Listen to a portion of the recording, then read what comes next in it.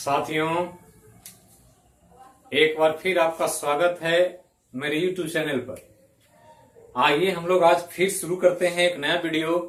और आज हम लोग देखेंगे केमिस्ट्री रसायन विज्ञान का जो टॉपिक चल रहा था उसी में कुछ और महत्वपूर्ण इंपॉर्टेंट विषय वस्तु, जिसमें हम पिछले वीडियो में देख रहे थे कि एटॉमिक नंबर, मास नंबर क्या है और बोर बरी स्कीम के हिसाब से इलेक्ट्रॉन को डिस्ट्रीब्यूशन कैसे किया जाता है। अब उसी से रिलेटेड एक और महत्वपूर्ण टॉपिक है केमिस्ट्री में, जो अक्सर हम लोग पढ़ते आ रहे हैं प्राइमरी सेक्शन से ही। जब हम लोग 6th क्लास में जाते हैं तभी से केमिस्ट्री के मौलिक बातों की बात होती।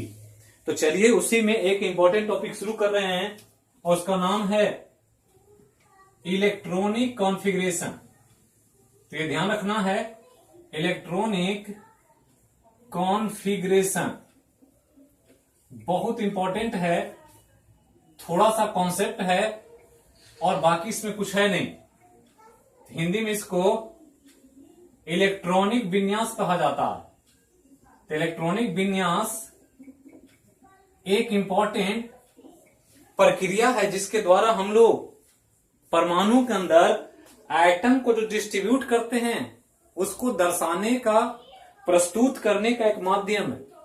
तो जो हमने पढ़ा बोर बरी स्कीम में कि 2n² से कक्षों में इलेक्ट्रॉन की अधिकतम संख्या को भरा जाता, तो उसी को भरने की प्रक्रिया के तौर पर इसको हम लोग पढ़ते हैं इलेक्ट्रॉनिक विन्यास। तो सिंपल क्या है, तो ध्यान रखना है कि इलेक्ट्रॉनिक विन्यास जब पढ़ें तो यहां पर सिर्फ और सिर्फ एक ही चीज का ध्यान रखना है, और वो है कि इसके अंतर्गत हम लोग इलेक्ट्रॉन का वितरण देखते हैं, डिस्ट्रीब्यूशन। तो इलेक्ट्रॉन का वितरण को समझने के लिए विन्यास का प्रयोग किया जाता है। अलग अलग एटम में इलेक्ट्रॉन अलग अलग है और वो इलेक्ट्रॉन अलग अलग ऑर्बिट में चक्कर काट रहा, तो उसी को जो अलग अलग कक्ष में या कक्ष के अंदर उप कक्ष में जो इलेक्ट्रॉनों की संख्या है उसको दर्शाने का एक प्रक्रिया है, प्रोसेस है, जो कुछ नियमों से बंधा हुआ। आप ऐसे ही किसी भी अव्यवस्थित तरीके से इलेक्ट्रॉन को वितरण करके नहीं दर्शा सकते। तो एक खास प्रोसेस बना हुआ है और उसी प्रक्रिया को अनुसरण करके हम लोग इलेक्ट्रॉन को डिस्ट्रीब्यूट कर देते हैं।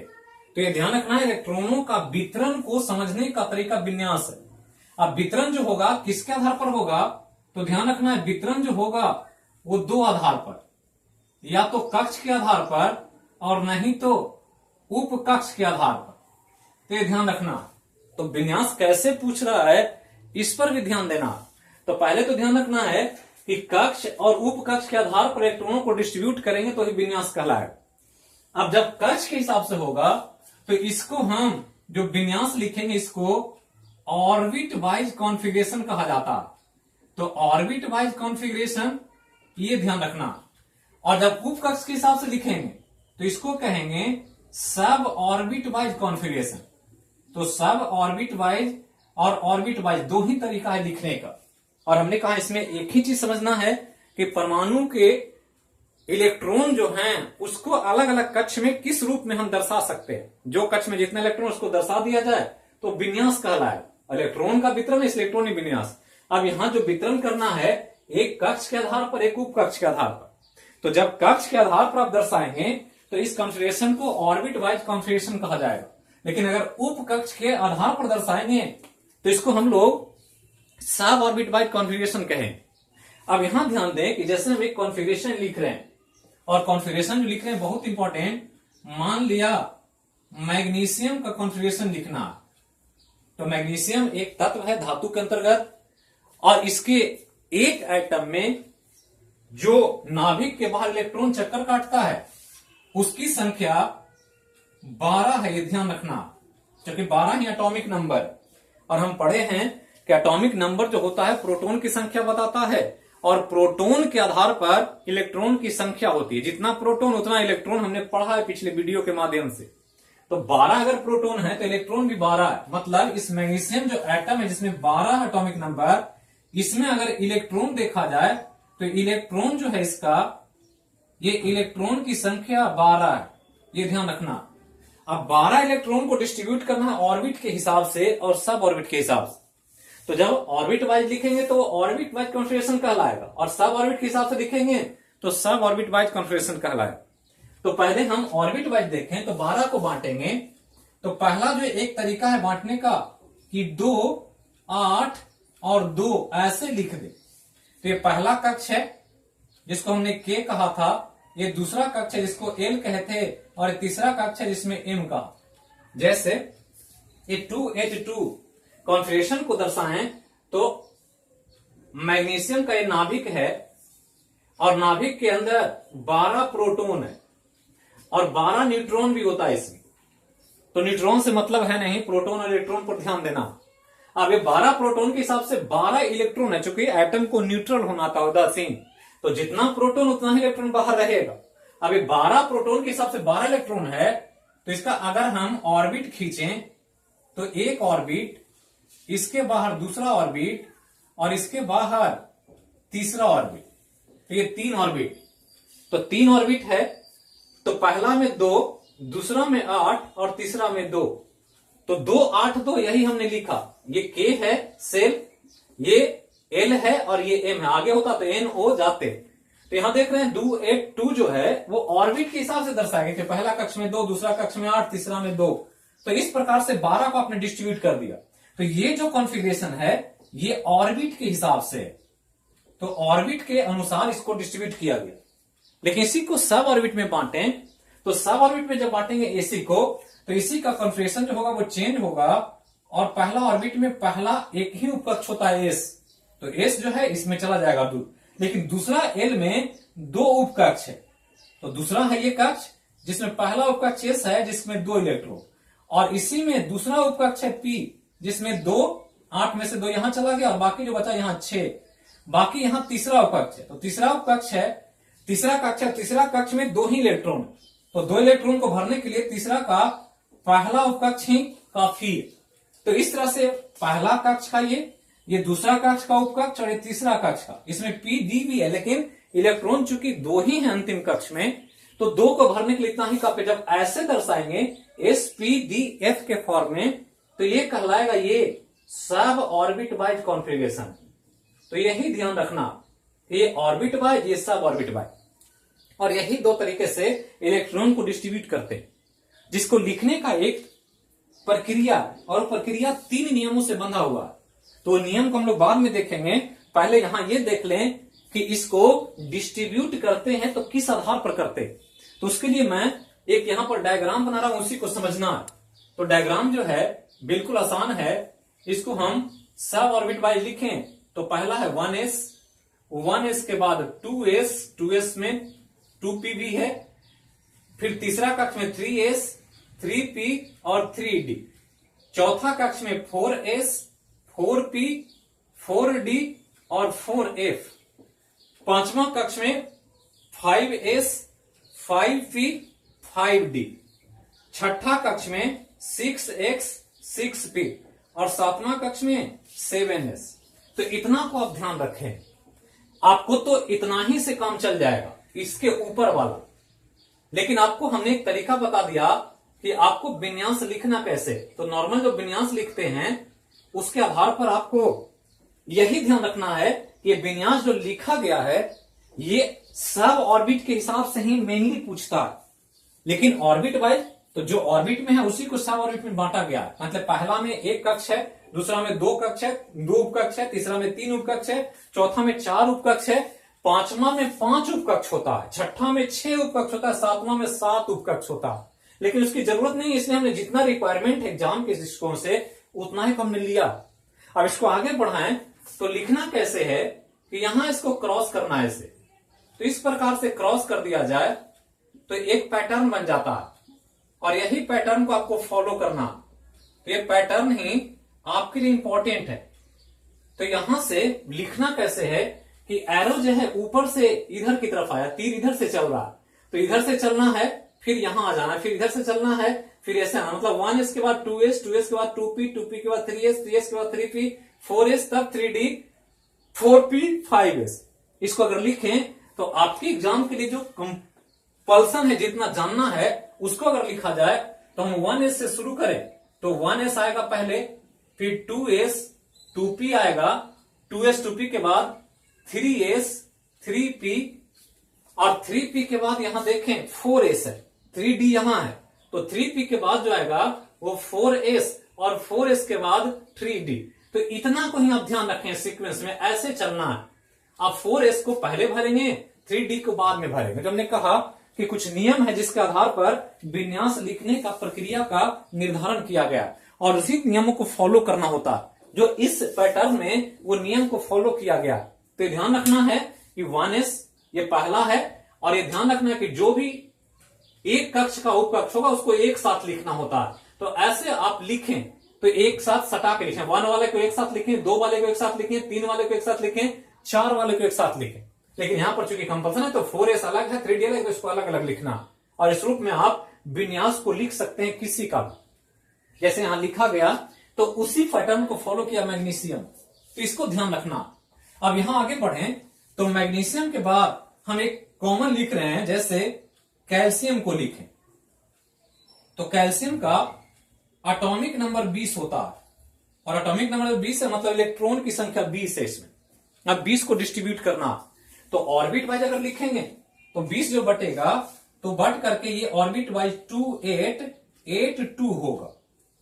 तो 4 कक्ष है इसमें, और 4 कक्ष में पहला में 2 इलेक्ट्रॉन, दूसरा में 8 इलेक्ट्रॉन, तीसरा में 8 इलेक्ट्रॉन, फिर चौथा में 2 ही इलेक्ट्रॉन। इसको सब ऑर्बिट वाइज लिखें तो सब ऑर्बिट वाइज पहला को लिखें उपकक्ष में तो ये 1s2, इसको 8 को बांटें तो 2s2 2p6, फिर इसको लिखें तो 8 वाले तीसरा कक्ष में तो 3s2 3p6, और ये जो है 2 है, और 2 जो है 3p के बाद कहां गया तो 3p के बाद 4s में गया, तो 4s लिखेंगे 3p के बाद 4s2। तो ये जो कॉन्फ़िगरेशन है ये सब ऑर्बिट वाइज कॉन्फ़िगरेशन है कैल्शियम का। तो यही पैटर्न को फॉलो करना, और इसी के आधार पर आपको क्वेश्चन एग्जाम में पूछा जाए। अब इसी के आधार पर एक और बहुत इंपॉर्टेंट हम बता दे रहे हैं, नाम है क्रोमियम, जिसको हम 24 के रूप में देखते हैं। तो क्रोमियम 24 मतलब एटॉमिक नंबर 24, और 24 का एटॉमिक नंबर हो गया मतलब इलेक्ट्रॉन की संख्या भी 24 हो गई। जैसे यहाँ 12 था तो इलेक्ट्रॉन 12, यहाँ 20 था तो इलेक्ट्रॉन 20, और यहाँ 24 है तो इलेक्ट्रॉन 24।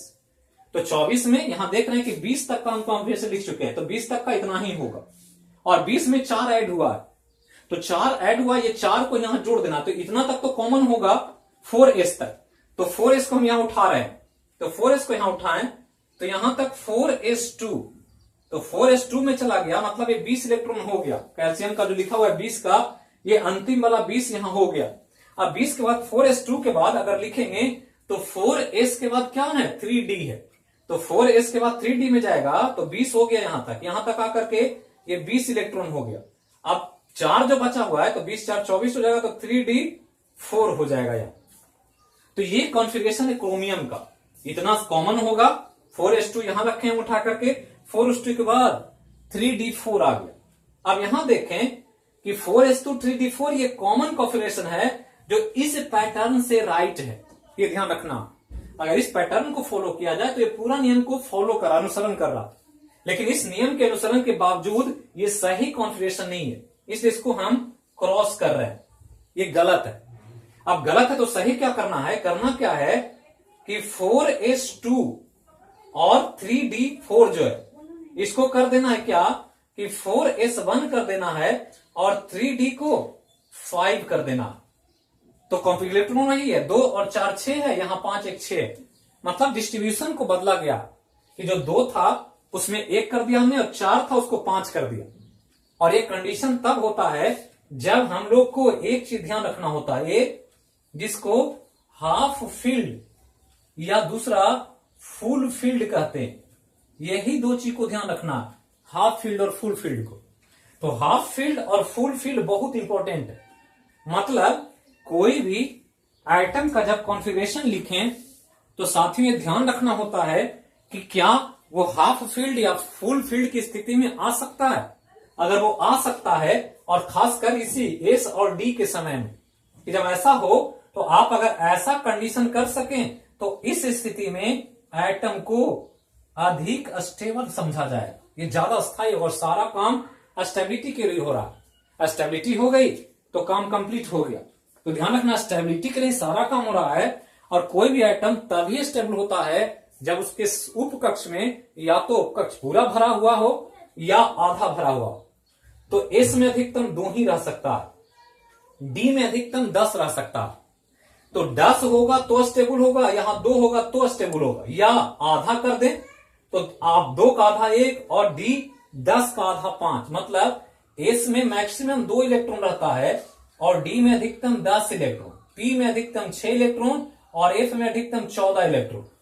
तो ये फुल फिल्ड, अगर इतना है तो भरा हुआ है पूरा, या तो आधा हो तो आधा एस में 1 हो जाए, डी में 5 हो जाए, पी में 3 हो जाए और एफ में 7 हो जाए। ये कंडीशन अगर आ रहा है एस के लिए 1 इलेक्ट्रॉन, डी के लिए 5 इलेक्ट्रॉन, पी के लिए 3 इलेक्ट्रॉन और एफ के लिए 7 इलेक्ट्रॉन, तो मान लेंगे कि ज्यादा स्टेबल। और यहां देख रहे हैं कि 4 है तो ना तो ये पूरा भरा हुआ ना आधा भरा हुआ, ये पूरा भरा हुआ है, 2 होना चाहिए, 2 है।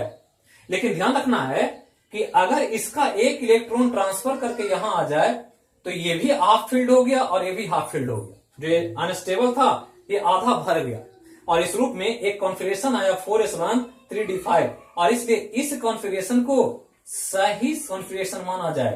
तो ये ध्यान रखना है कि कोई भी एटम का हाफ फील्ड या फुल फील्ड की जो स्थिति होती है वही सबसे महत्वपूर्ण स्थिति होती है और उसी के आधार पर कॉन्फ़िगरेशन लिखना होता। तो अब यहां के बाद जो कॉन्फ़िगरेशन पढ़ लिया आपने, तो इसको हम आगे बढ़ा रहे हैं और कुछ और महत्वपूर्ण टॉपिक है इसमें जो आपको ध्यान रखना। लेकिन कॉन्फ़िगरेशन में हाफ फील्ड और फुल फील्ड के केस को ध्यान रखें और खासकर क्रोमियम को ध्यान रखें। क्रोमियम बार बार एग्जाम में पूछता रहता, तो क्रोमियम को ही ज्यादा फॉलो करें। बाकी सब कॉमन, बाकी सब जो छोटा है 20 से पहले का, उसमें कोई प्रॉब्लम नहीं है। 20 से पहले का होगा, इसको फॉलो करेंगे, आप लिख सकते हैं, कोई इसमें आगे पीछे करने की जरूरत नहीं। तो इसको ध्यान रखें। अब इस कॉन्फ़िगरेशन लिख दिए ऑर्बिट वाइज 282, जैसे मैग्नीशियम का लिखा, इसका 2882 ये ऑर्बिट वाइज। तो ऑर्बिट वाइज जब लिख दिए तो यहां पर 2 तरह के इलेक्ट्रॉन की चर्चा होती है। एक इलेक्ट्रॉन जिसको वैलेंस इलेक्ट्रॉन कहा जाता है, ये ध्यान रखना। एक जो है ये वैलेंस इलेक्ट्रॉन और इसको हम हिंदी में संयोजी इलेक्ट्रॉन कहते हैं। तो ये संयोजी इलेक्ट्रॉन है और वैलेंस इलेक्ट्रॉन के नाम से जाना जाता है। और बार बार वैलेंस इलेक्ट्रॉन पूछता और वैलेंस इलेक्ट्रॉन के आधार पर ही वैलेंसी की बात आती है। जो हम लोग जब पीरियोडिक टेबल पढ़ेंगे तो वहां पर वैलेंसी को मैं समझाऊंगा कि वैलेंसी क्या होता, कैसे उसका निर्धारण होता। लेकिन यहां पर संयोजी इलेक्ट्रॉन को ध्यान रखना, जो अक्सर एग्जाम में पूछ देगा इस, क्योंकि इसी के द्वारा रिएक्शंस होते हैं। तो पहला तो समझना है कि संयोजी इलेक्ट्रॉन होता क्या, किसको कहें संयोजी इलेक्ट्रॉन या वैलेंस इलेक्ट्रॉन। तो पहला तो ध्यान रखना है कि कोई एटम है एक परमाणु, तो एटम के बाहरी कक्ष में जो मौजूद इलेक्ट्रॉन होता है, ये ध्यान रखना है, बाहरी कक्ष में मौजूद इलेक्ट्रॉन को ही हम वैलेंस इलेक्ट्रॉन कहते हैं। तो बिल्कुल आसान है कि कोई भी इलेक्ट्रॉन जो किसी एटम के बाह्यतम कक्ष में होगा वो वैलेंस इलेक्ट्रॉन कहलाएगा। एकदम याद रखना। जैसे यहां सोडियम, यहां मैग्नीशियम लिखा हमने, तो ये पहला कक्ष है, दूसरा के तीसरा के बाद चौथा कक्ष नहीं है, मतलब ये तीसरा जो है ये बाहरी कक्ष है, यही आउटर मोस्ट ऑर्बिट है इस एटम के लिए, मैग्नीशियम के लिए। तो बाहरी है और बाहरी में कितना है, 2 है। अर्थात मैग्नीशियम का अगर वैलेंस इलेक्ट्रॉन पूछा जाए कि इसमें वैलेंस इलेक्ट्रॉन कितना है, तो 2 है। ये ध्यान रखना, क्योंकि इसके बाह्यतम कक्षा में 2 ही इलेक्ट्रॉन। अब इसी को अगर पूछे कि एल्युमिनियम का वैलेंस इलेक्ट्रॉन बता, तो एल्युमिनियम का 13 होता है, कॉन्फ़िगरेशन लिखेंगे तो 283। तो ये पहला कक्ष, दूसरा कक्ष, यहां 2 8 और यहां 2 की जगह 3 हो जाए, तो ये अंतिम कक्ष में, मतलब यहां जो वैलेंस इलेक्ट्रॉन है वो 3 है। ये ध्यान रखना। जैसे पूछ दे कि ऑक्सीजन में वैलेंस इलेक्ट्रॉन कितना, तो ऑक्सीजन का एटॉमिक नंबर 8 होता है और 8 को बांटेंगे तो 2 और 6, तो पहला में 2, दूसरा में 6, तीसरा तो ऑर्बिट ही नहीं है ऑक्सीजन में। तो इसके लिए बाह्यतम कक्षा ये हो गया और बाह्यतम कक्षा ये हो गया, इसके चलते यहां वैलेंस इलेक्ट्रॉन जो होगा ऑक्सीजन का, ये वैलेंस इलेक्ट्रॉन 6 हो। तो बिल्कुल आसान है कि बाहरी कक्ष में जो इलेक्ट्रॉन किसी एटम के बाहरी कक्ष में होता है, इसी को हम वैलेंस इलेक्ट्रॉन मानते। और ध्यान रखना है कि ये वैलेंस इलेक्ट्रॉन जो भी है, यही इलेक्ट्रॉन किसी भी रासायनिक अभिक्रिया, जो रिएक्शंस होते हैं, ये रिएक्शंस में भाग लेता, जिसको हम केमिकल रिएक्शन या रासायनिक अभिक्रिया कहते हैं। तो रासायनिक अभिक्रिया जब भी होगा तो वो काम जो होगा इलेक्ट्रॉन का, वो बाहरी कक्ष वाला ही करेगा, बाहरी कक्ष के अलावा अन इलेक्ट्रॉन रिएक्शंस में भाग नहीं देगा। तो ये ध्यान रखना। तो पहला तो कि रिएक्शन करता है, संयोग करता है, इसलिए नाम संयोजी इलेक्ट्रॉन। और कौन है? तो बाहरी कक्ष में। तो पहला ये ध्यान रखना है वैलेंस इलेक्ट्रॉन। अब दूसरा देखें तो दूसरा इसी से रिलेटेड है, एक नाम है कोर इलेक्ट्रॉन। तो बहुत इंपॉर्टेंट है, कोर इलेक्ट्रॉन को कोर इलेक्ट्रॉन ही कहते हैं। तो वैलेंस इलेक्ट्रॉन और कोर इलेक्ट्रॉन दोनों को ध्यान रखना है कॉन्फ़िगरेशन को समझने में। जब कॉन्फ़िगरेशन समझ लेते हैं तो इन सब टर्मिनोलॉजी का ही उपयोग ऑब्जेक्टिव क्वेश्चन में किया जाएगा। आपसे जो भी क्वेश्चन पूछा जाएगा, कॉन्सेप्ट को जोड़कर पूछा जाएगा, और तब आप क्वेश्चन बना पाएंगे जब आपको इन सब चीज की जानकारी हो। वीडियो को पूरा देखें, आगे सरका करके ना देखें। शॉर्टकट जो लाइफ चल रहा है उससे हर जगह परेशानी आ रही है। पूरा थॉट एकदम कॉन्सेप्चुअली पढ़ें, डेप्थ के साथ। एक बार पढ़ लें कि फिर दोबारा पढ़ने की जरूरत ना पड़े, और मंथन करें, मथें। जैसे समुद्र मंथन से चीजें निकली थी, बहुत चीजें। तो कोई भी चीज पढ़ें तो उसका मंथन करें, सिर्फ रटे नहीं। जब मंथन करेंगे तो नए नए चीजों को आप एक्सट्रैक्ट कर पाएंगे, उससे आप चीजों को निकाल पाएंगे खुद। और जो खुद ड्राइव होता है वो फिर आदमी भूलता नहीं है। तो पढ़ने के बाद इस पर मंथन करें, चिंतन करें कि हो क्या रहा। जो आपको बताया जा रहा बिल्कुल समराइज करके बताया जा रहा है। फाउंडेशन बैच जो चलता है उसमें 0 लेवल से हम लोग बीपीएससी यूपीएससी के पीटी लेवल तक जाते हैं, लेकिन वहां चूंकि क्लासेज होता है, रेगुलर चलता है, तो वहां बताने का मौका होता है। यहां पर क्या है कि हम वीडियो के माध्यम से एक कॉन्साइज वे में प्रस्तुत करें ताकि आपका काम हो जाए। आप जो लॉकडाउन में फंसे हुए हैं, इसमें आपका समय बर्बाद ना और पढ़ाई को कंप्लीट कर सके। वीडियो को जो पहली बार देख रहे हो जरूर सब्सक्राइब करें, लाइक करें। कुछ परेशानी हो तो जरूर कमेंट बॉक्स में कमेंट करें, और ज्यादा से ज्यादा लोगों को शेयर करें, जोड़ने का प्रयास करें, ताकि ये कॉन्सेप्ट ज्यादा से ज्यादा लोगों तक पहुंच सके। अब यहां चलते हैं कोर इलेक्ट्रॉन के बारे में। तो कोर इलेक्ट्रॉन क्या है कि एक तो हमने बाहरी कक्ष को ले लिया, तो बाहरी कक्ष को छोड़ दें तो बाकी जो इलेक्ट्रॉन है एटम, वो कोर इलेक्ट्रॉन है। मतलब बाहरी कक्ष, आउटर मोस्ट ऑर्बिट। तो बाहरी कक्ष जो है, तो बाहरी कक्ष में मौजूद इलेक्ट्रॉन को छोड़कर, बाहरी कक्ष में मौजूद इलेक्ट्रॉन को छोड़कर अन्य सभी इलेक्ट्रॉन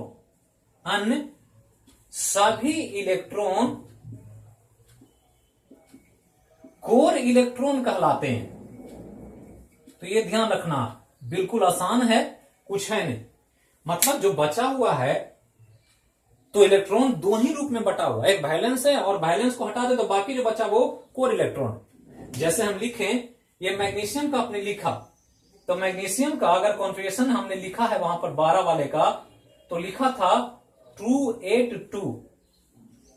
तो हमने कहा ये जो है वैलेंस इलेक्ट्रॉन है, चूंकि बाहरी कक्ष में है, इसके बाहर कोई कक्ष नहीं है, तो ये वैलेंस इलेक्ट्रॉन। लेकिन जो बाकी बच गया ये 2 और 8, तो कुल 10 इलेक्ट्रॉन हो गया।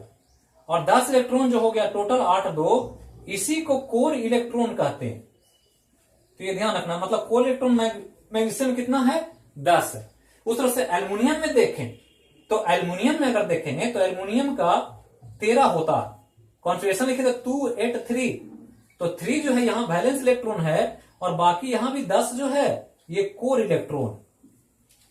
तो बिल्कुल ध्यान रखना, कोर इसलिए कि वो सेंटर पार्ट में, और वो रिएक्शन में पार्टिसिपेट नहीं करता। तो ये दोनों चीजों को ध्यान रखें कि कोर इलेक्ट्रॉन क्या है और वैलेंस इलेक्ट्रॉन क्या है। कभी भी कोई एटम दे दे और पूछ दे कि कोर इलेक्ट्रॉन बताएं और वैलेंस इलेक्ट्रॉन बताएं, तो आप बिल्कुल बता सकते हैं। जैसे हम दे दें एक क्वेश्चन है कि एक परमाणु है जिसमें परमाणु के अंदर 16 इलेक्ट्रॉन है।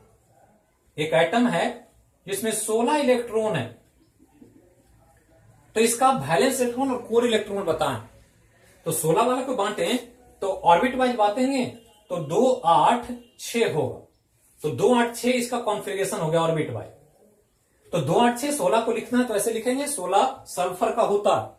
तो 16 2 8 6 और अगर इसको बांटे तो 2 भाग में बटेगा। ये जो है बाह्यतम कक्षा में और ये बाकी अंदर के कक्षा में। मतलब इस केस में जो 16 वाला आइटम है तो 16 इलेक्ट्रॉन वाले का कितना, तो यहां वैलेंस इलेक्ट्रॉन जो आएगा वो 6 होगा, जबकि कोर इलेक्ट्रॉन जो होगा वो 10 होगा। ये ध्यान रखना। जैसे यहां कैल्शियम के बारे में दिया गया तो कैल्शियम में 2 8 8 2 है। अब इसमें वैलेंस इलेक्ट्रॉन कोर इलेक्ट्रॉन पूछे तो वैलेंस इलेक्ट्रॉन पूछेगा तो वैलेंस इलेक्ट्रॉन जो होगा ये होगा 2, जो कि बाह्यतम कक्षा में 2 ही है। और जो कोर इलेक्ट्रॉन है इसका, वो कोर इलेक्ट्रॉन जब निकालेंगे तो कोर इलेक्ट्रॉन जो आएगा वो 2 8 8, ये तो बाहर चला गया, बाकी अंदर है। ये तीनों कोर इलेक्ट्रॉन के अंदर, तो तीनों तो 8 8 16 और 2 18 कोर इलेक्ट्रॉन। तो ये ध्यान रखना, जब तक आप वैलेंस इलेक्ट्रॉन कोर इलेक्ट्रॉन नहीं समझेंगे तब तक आगे का जो टॉपिक होगा जिसमें हम लोग को वैलेंसी वगैरह पढ़ना है या और भी आईपी वगैरह पढ़ेंगे, आयोनाइजेशन पोटेंशियल, इलेक्ट्रॉन एफिनिटी, ये सब पढ़ेंगे तो चीजें समझ में नहीं आई। तो इतना चीज ध्यान रखें पहले। अब आगे चलते हैं, कुछ और महत्वपूर्ण चीजों को देखते हैं और जो देखेंगे उसमें हम यहां एक नियम आपको बताने जा रहे हैं विन्यास से संबंधित। क्योंकि नियम से सवाल पूछेगा तो नियम को ध्यान रखना। और विन्यास से संबंधित एक कॉमन नियम है जिसका नाम है हुंस रूल। तो यह ध्यान रखना, हुंस रूल कई बार पूछा गया एग्जाम, हुंस का नियम। तो हुंड का नियम क्या कहता है इसको समझना। और ये कॉन्फ़िगरेशन से संबंधित है। विन्यास जब लिखते हैं तो इलेक्ट्रॉन जो डिस्ट्रीब्यूट करते हैं सब ऑर्बिट बाय उपकक्ष के हिसाब से, जब ऐसे बांटेंगे तो आपको इस नियम को फॉलो करना हो। तो हुंड्स रूल हुंड ने दिया, यह ध्यान रखना। और जो नियम दिया हुंड ने वो विन्यास के लिए दिया, और विन्यास सब ऑर्बिट वाइज। और सब ऑर्बिट वाइज में किस तरह का, तो एक नियम दिया समान ऊर्जा वाले उपकक्ष के लिए। यह ध्यान रखना कि समान ऊर्जा वाले उपकक्ष के लिए हुंड्स का नियम लागू होता है। एकदम ध्यान रखना। मतलब एनर्जी सबकी बराबर होनी चाहिए। जो नील बोर ने कहा था कि कक्ष जो होता है एनर्जी का एक लेवल, एनर्जी को दर्शाता है। वो पहला कक्ष की अलग ऊर्जा है, दूसरा का अलग ऊर्जा है, तीसरा का अलग ऊर्जा। उसके अंदर जो उपकक्ष है अलग अलग, उसकी भी अपनी अपनी ऊर्जा। और उसी के बारे में कहा कि जब समान ऊर्जा वाला उपकक्ष होगा, यह ध्यान रखना। तो इलेक्ट्रॉन जब भरना हो तो इलेक्ट्रॉन भरते समय एक चीज का ख्याल रखना कि उपकक्ष में पहले सब में एक एक इलेक्ट्रॉन भरना।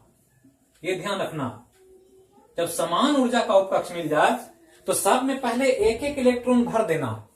तो एक एक इलेक्ट्रॉन भरना है पहले शुरुआती में।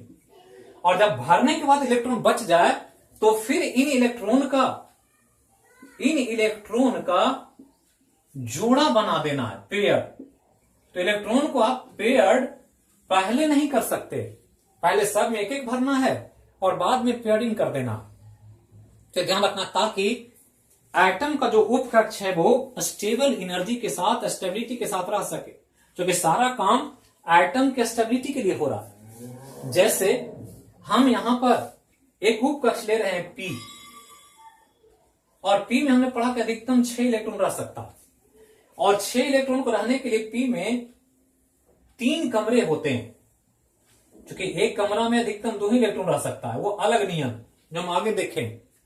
तो एक कमरा में 2 ही इलेक्ट्रॉन रह सकता है, तो 6 इलेक्ट्रॉन को रहने के लिए 3 कमरा चाहिए। एक कमरा मतलब एक उपकक्ष में 2 ही इलेक्ट्रॉन रख सकते हैं। और ऐसा अगर 6 इलेक्ट्रॉन है P में तो उसको रखने के लिए 3 कंपार्टमेंट चाहिए बॉक्स। एक ही तरह का P है तो सब P ही में, इसलिए P सब का ऊर्जा समान। एक कैटेगरी के जैसे पोस्ट होता है तो क्लर्कियल पोस्ट है तो सब क्लर्क का एक ही पावर है। क्लर्क से ऊपर जाएंगे बड़ा बाबू है तो उसका पावर अलग है, एक तरह का। एसपी जो होते हैं सभी एसपी का पावर एक तरह का। दूसरी तरह का कि ये एक पोस्ट है P, तो ये P ही है सब। तो P ही है सब मतलब सबकी ऊर्जा समान है, ये समान ऊर्जा वाला। अब 6 इलेक्ट्रॉन है तब तो भर देंगे ऐसे कि 1 2 यहां 2 यहां और 2 यहां, 6 भर गया। तो ये 6 भर गया ऐसे अगर 6 है तब। लेकिन अगर 6 के जगह अगर ऐसा है तो इसमें कोई दिक्कत नहीं, लेकिन अगर 6 की जगह आपको जो दिया वो P4 दे दिया कि P4 है और P4 को आपको भरना है, तो यहां भी 3 बॉक्स है P का, जो कि P ही है तो P भी है, लेकिन यहां 6 इलेक्ट्रॉन तो 4 ही इलेक्ट्रॉन। तो अब आप इसको अगर ऐसे भर दिए और ये खाली रह गया तो ये कॉन्फ़िगरेशन गलत हो जाए। तो सही कैसे करना है? तो सही इस नियम को फॉलो करना है, हुन्स के नियम को। और करना क्या है कि पहले सबको एक एक दे देना है। तो एक यहां से हटाएं, एक यहां से हटाएं। अब एक यहां से हटाएं तो पहले 4 है तो 1 इलेक्ट्रॉन, 2 इलेक्ट्रॉन, 3 इलेक्ट्रॉन, और चौथा इलेक्ट्रॉन यहां आ जाए। 5वां होता तो फिर यहां था, 6ठा होता तो यहां। मतलब पहले सब में समान रूप से एक एक भर देना है, और उसके बाद अगर एक्स्ट्रा सरप्लस इलेक्ट्रॉन आपके पास है तो फिर आप उसको जोड़े के रूप में व्यवस्थित कर दें। क्योंकि 2 को तो रहना है एक साथ एटम के उपकक्ष में, लेकिन 2 तभी रखना है जब सब में बराबर संख्या हो। ध्यान रखना है। तो ये हुन्स का नियम अक्सर आपसे पूछेगा एग्जाम। तो इतना आज इस वीडियो के माध्यम से पढ़ें, इसको आप बार बार रिवाइज करें, और वीडियो को जरूर शेयर करें, सब्सक्राइब करें, कमेंट बॉक्स में जरूर अपना ओपिनियन दें, ताकि मैं कुछ और आपके लिए बेहतर कर सकूं। तो थैंक यू, फिर मिलेंगे अगले वीडियो में अगले विषय के साथ।